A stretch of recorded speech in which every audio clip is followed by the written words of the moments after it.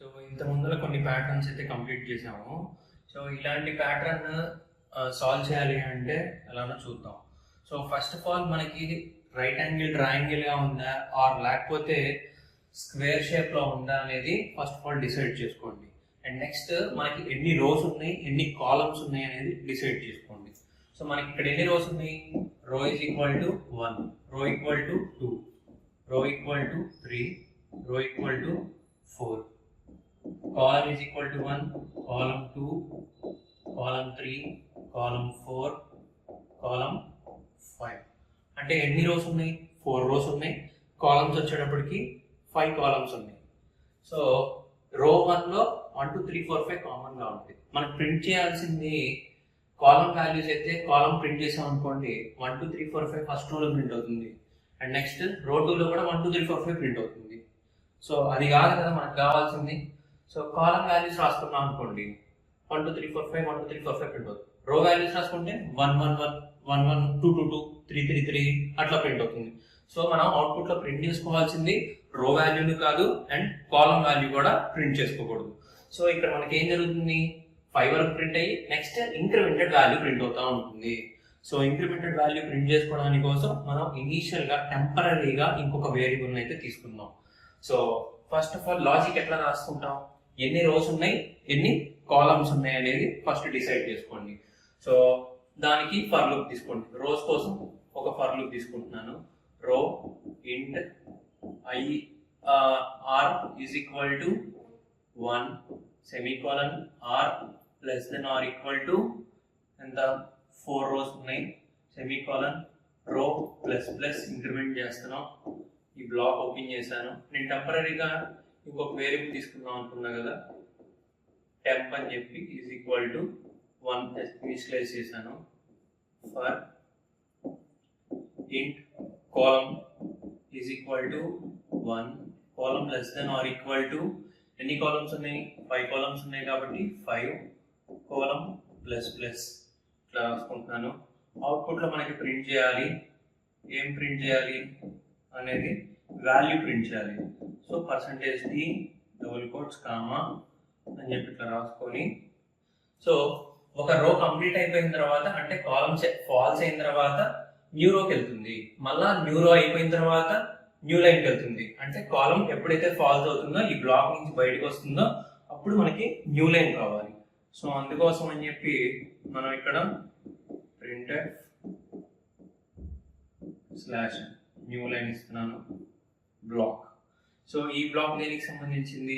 కాలమ్కి. ఈ బ్లాక్ దేనికి సంబంధించింది? రోకి సంబంధించింది. సో ఇప్పుడు మనకి ఏం ప్రింట్ చేయాలి? టెంపరీ వాల్యూని ప్రింట్ చేసుకున్నాం అనుకోండి. సో టెంపరీ ఇనిషియల్ గా మనకి 1 ఉంది. కాలమ్ 1 పొజిషన్ లో ఉన్నప్పుడు 1 ప్రింట్ అవుతుంది. మళ్ళా కాలమ్ ఇంక్రిమెంట్ అయినప్పుడు 2 ప్రింట్ అవుతుంది. కాలమ్ 3 ఇంక్రిమెంట్ అయినప్పుడు టెంపరీ వాల్యూ కూడా ఇంక్రిమెంట్ అవ్వాలి. అట్లా టెంపరీ వాల్యూ కూడా ఇంక్రిమెంట్ అవ్వాలి అన్నప్పుడు మనం ఏం రాసుకుంటాం? టెంపరీ ప్లస్ ప్లస్ అని రాసుకుంటాం. సో టెంప్ ప్లస్ ప్లస్ అని రాసుకున్నాం అనుకోండి. సో ప్రతిసారి ఇంక్రిమెంటెడ్ వాల్యూ అయితే మనకు వస్తుంది. సో ఫస్ట్ చూద్దాం. రో 1. సో ఇక్కడ నేను రఫ్ వర్క్ చేస్తున్నాను. అసలు ఈ ప్యాటర్న్స్ రావాలి అంటే కనుక మనం కంపల్సరీగా రఫ్ వర్క్ అనేది చేయాలి. సో రఫ్ వర్క్ చేస్తేనే మీకు ఫస్ట్ ఆఫ్ ఆల్ అనలైజ్ చేస్తేనే మీకు రఫ్ వర్క్ అవుట్పుట్స్ ఏమొస్తున్నాయో గెస్ చేయగలుగుతారు. సో రఫ్ వర్క్ చేయకపోతే ఏదో వేస్తున్నట్టు ఉంటుంది కానీ అవుట్పుట్స్ మనకి కరెక్ట్గా రావు. సో అందుకోసం అని చెప్పి ఫస్ట్ మనం రాసిన లాజిక్స్ ని మనమే చెక్ చేసుకోవాలి. ఫస్ట్ ఆఫ్ ఆల్ మనకు కరెక్ట్ అవుట్పుట్స్ వస్తున్నాయా లేదా. దాని తర్వాత మనం కంపైలర్ తీసుకొని రన్ చేయాలి. సో మనం రాసిన లాజిక్ డైరెక్ట్ గా రాసేసి కంపైల్ చేసేసి వస్తుందా రావట్లేదా అని చెక్ చేయడం అనేది కరెక్ట్ పద్ధతి అయితే కాదు. So first of all r is equal to 1 less than are equal to 4 condition true అయింది. ట్రూ అయితే లోపలికి ఇన్ అవుతుంది. Column is equal to 1 less than are equal to 5 condition ఏమైంది? ఇక్కడ కూడా ట్రూ అయింది. ట్రూ అయితే లోపలికి ఇన్ అవుతుంది. టెంప్ ప్లస్ ప్లస్ అంటున్నాం. టెంప్ ప్లస్ ప్లస్ అంటే పోస్ట్ ఇంక్రిమెంట్ ఉంది. పోస్ట్ ఇంక్రిమెంట్ అంటే మీనింగ్ ఏంటి? సో ఉన్న వాల్యూని యూజ్ చేసుకోవడం తర్వాత ఇంక్రిమెంట్ చేయాలి అని చెప్పడాన్ని పోస్ట్ ఇంక్రిమెంట్ అంటాం. టెంప్ లో ఇనిషియల్ గా ఎంత ఉంది? వాల్యూ 1 ఉంది. సో అందుకోసం అని చెప్పి ఫస్ట్ ఇనిషియల్ గా వాల్యూ మనకి అవుట్పుట్ లో ఏం ప్రింట్ అవ్వాలి? అవుట్పుట్స్ ఇక్కడ రాసుకుంటున్నాను. ఇనిషియల్ గా టెంప్ వాల్యూ 1 ప్రింట్ అవుతుంది. టెంప్ ప్లస్ ప్లస్ అంటే మీనింగ్ ఏంటి? temp is equal to temp plus 1. temp value ఎంత ఉంది 1 ప్లస్ 1. ఇప్పుడు ఎంత అయింది? టెంప్ వాల్యూ 2 అయింది. సో ఈ బ్లాక్ నుంచి బయటికి వెళ్ళిపోతుందా? వెళ్ళిపోదు. ఈ స్టేట్మెంట్ ప్రింట్ అయింది బట్ బయటికి వెళ్ళిపోతుంది, ఎందుకంటే కాలం వాల్యూ ఫాల్స్ అవ్వలేదు కాబట్టి. సో కాలం ప్లస్ ప్లస్ ఎంతతో ఇంక్రిమెంట్ అవుతుంది? 2తో ఇంక్రిమెంట్ అవుతుంది. 2 less than or equal to 5. 2 less than or equal to 5. ఇక్కడ కండిషన్ ట్రూ అవుతుంది, లోపలికి ఇన్ అవుతుంది. సో టెంప్ ప్లస్ ప్లస్ అని జరుగుతుంది. మళ్ళా సో టెంప్ ప్లస్ ప్లస్ జరిగే ముందలే ఇనీషియల్ గా అప్పుడు ఎంత ఉంది? టెంప్ వాల్యూ 2 ఉంది కాబట్టి 2 ప్రింట్ అవుతుంది. ఇది ఎక్కడ ప్రింట్ అవుతుంది? కాలం వాల్యూ 2 ఉన్నప్పుడు ఇక్కడ కాలం వాల్యూ 2 అయినప్పుడు ఇక్కడ 2 ప్రింట్ అవుతుంది. నెక్స్ట్ ఇప్పుడు కాలం టెంప్ వాల్యూ ఇంక్రిమెంట్ అయిన వాల్యూ 3 అయింది. నెక్స్ట్ కాలం ప్లస్ ప్లస్ ఎంత అవుతుంది? 3 less than or equal to 5. Condition true అవుతుంది. టెంప్ వాల్యూ ఎంత ఉంది? 3 ఉంది. 3 ప్రింట్ అయింది. 3 ప్రింట్ అయిన తర్వాత ఇది ఇంక్రిమెంట్ అవుతుంది, టెంప్ ప్లస్ ప్లస్ జరుగుతుంది. ఎంత అవుతుంది? టెంప్ 4 ఉంది. ఇప్పుడు next column plus plus 4 less than or equal to 5. Condition true, లోపలికి ఇన్ అవుతుంది. టెంప్ వాల్యూ ఇప్పుడు ఎంత ఉంది? 4 ప్రింట్ అవుతుంది. ఇప్పుడు 4 plus 1 temp value temp plus plus జరుగుతుంది కాబట్టి 5 అవుతుంది. సో నెక్స్ట్ మళ్ళా లూప్ రొటేట్ అవుతుంది. సి ప్లస్ ప్లస్ ఎంత అవుతుంది? 5 less than or equal to 5.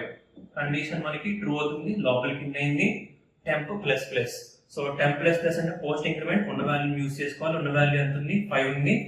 5 print అవుతుంది. ఇప్పుడు 5 plus 1 ఎంత అవుతుంది? 6 అయింది వాల్యూ. సో మళ్ళా ఇంక్రిమెంట్ అవుతుంది. సి ప్లస్ ప్లస్ ఎంత అవుతుంది? 6 less than or equal to 5.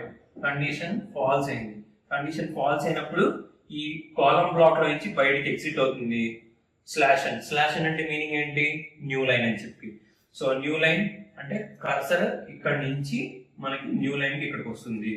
So ఈ కర్సర్ ఇక్కడ నుంచి ఇక్కడికి వస్తుంది. ఆర్ ప్లస్ ప్లస్ అంటే ఎంత అవుతుంది? ఇంక్రిమెంట్ అయ్యి 2 అవుతుంది. ఇప్పుడు మళ్ళా రోలో 2 less than or equal to 4. Condition true అవుతుంది, లోపలికి ఇన్ అయింది. సో ఎప్పుడైతే కాలం వాల్యూ ఇందాక ఫాల్స్ అయిందో అప్పుడు బయటకు వచ్చేసిందో రో వాల్యూ మళ్ళీ ఇంక్రిమెంట్ మళ్ళీ లోపలికి వస్తుంటే కనుక కాలం వాల్యూ అనేది ఇనీషియల్ గా మళ్ళా ఫస్ట్ నుంచే స్టార్ట్ అవుతుంది. ఎందుకంటే ఇది ఫాల్స్ అయిపోయింది కాబట్టి. ఫాల్స్ అయిపోయిన తర్వాత మళ్ళా ఆ బ్లాక్ ని లోపలికి రావాలి అన్నప్పుడు అది ఇనీషియల్ గా స్టార్టింగ్ వాల్యూ నుంచి స్టార్ట్ అవుతుంది అనమాట. So c is equal to 1 నుంచి స్టార్ట్ అవుతుంది. ఎన్నిసార్లు రొటేట్ అవుతుంది? ఇది 5 times రొటేట్ అవుతుంది. So c value 1 less than or equal to 5. Condition true, లోపలికి ఇన్ అవుతుంది. టెంప్ వాల్యూ ఎంత? 6. టెంప్ వాల్యూ ఎంత? 6. ఇనీషియల్ గా 6 ఉంది. ఇప్పుడు 6 plus 1 జరుగుతుంది, 7 అవుతుంది. సో మళ్ళా రొటేట్ అవుతుంది. సి ప్లస్ ప్లస్ ఎంత? 2 అవుతుంది. కాలం వాల్యూ ఎప్పుడైతే 2 less than or equal to 5 condition true అయింది, లోపలికి ఇన్ అయింది. టెంప్ ప్లస్ ప్లస్ అంటే ఇనీషియల్ గా ఉన్న వాల్యూ యూజ్ చేసుకోవాలి. ఇనీషియల్ గా ఎంత ఉంది? ఇప్పుడు 7 ఉంది. ఇప్పుడు పోస్ట్ ఇంక్రిమెంట్ కాబట్టి 7 plus 1 జరుగుతుంది.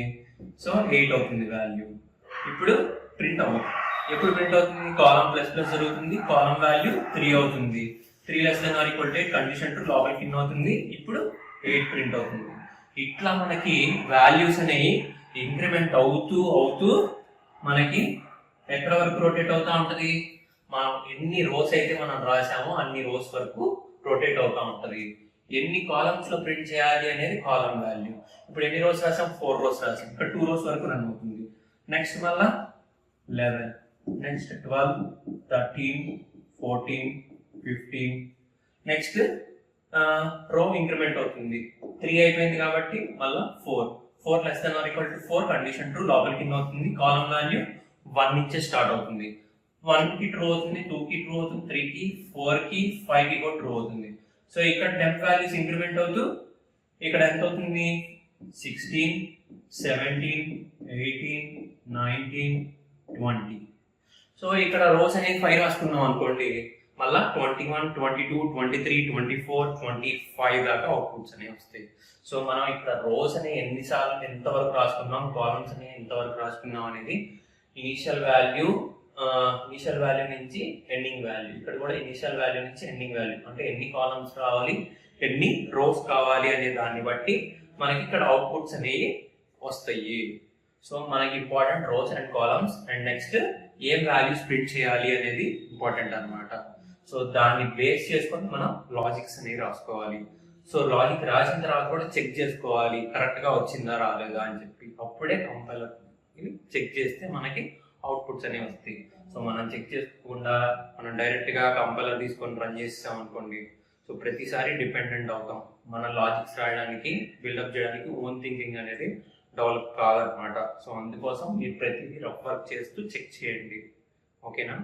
సో మరిన్ని వీడియోస్ కోసం ఓంకార్స్ ట్రైనింగ్ ఇన్స్టిట్యూట్ ఇన్స్టాగ్రామ్ ఛానల్ని ఫాలో చేయండి. అండ్ నెక్స్ట్ యూట్యూబ్లో ఓంకార్స్ కంప్యూటర్ ఎడ్యుకేషన్ ఛానల్ని సబ్స్క్రైబ్ చేసుకోండి. Thank you.